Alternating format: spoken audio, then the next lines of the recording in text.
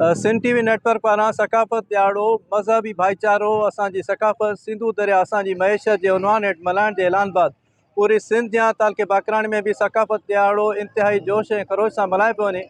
हिन महिल असां मौजूदु आहियूं लाड़काणो ख़ैर पुल ते सिंधु दरिया ते मौजूदु आहियूं, जिते सभनि जी तादाद में नंढा वॾा जेके आहिनि उहे सकाफ़त ॾियारो हिते मल्हाइण आया आहिनि। हर तरफ़ जेके आहिनि उहे सकाफ़त जा रंग विखरियल आहिनि। नंढे वॾे खे सिंधी टोपी अजरक पहिरियल आहे, जॾहिं त ख़ासि तौरु ॿारनि खे सिंधी अजरक जा लिबास पहिरियल आहिनि ऐं नौजवान जेके आहिनि उहे क़ौमी गीतनि ते रक़्स पेश करे रहिया आहिनि। हर तरफ़ ॼण ईद जो माहौल आहे ऐं मौसम बि जुड़ाली आहे, जंहिंजे करे सभु जेके आहिनि उहे तमामु घणो इन ॾींहं खे इंजॉय करे रहिया आहिनि। ऐं हुननि जो इहो चवणु आहे त हिते जेके आहिनि उहे हर मज़हब सां तालुक़ु रखंदड़ हिते आहिनि ऐं सभु पाण में ॿाहिरि आहिनि। ऐं इन ॻाल्हि जो सबूत आहे त सिंधी क़ौम भाईचारे जो जेको आहे उहो पैगाम ॾिए थी पई। ऐं सिंधु दरिया ते हिते अचण जो मक़सदु इहो ई आहे त असां सिंधु दरिया सां मुहबत कयूं था, इहा असांजी मईशत आहे ऐं कंहिं बि सूरत हाल में असां सिंधु दरिया ते दाड़ो न ॾींदासीं। ऐं जेके केनाल गैर क़ानूनी ठाहिया पिया वञनि इन्हनि जे ख़िलाफ़ हर मोड़ ते असां एहतजाज कया वेंदा। कैमरामैन टीम सां गॾु आसिफ अली तुनियो, सिंध टीवी न्यूज़ बाकराणी।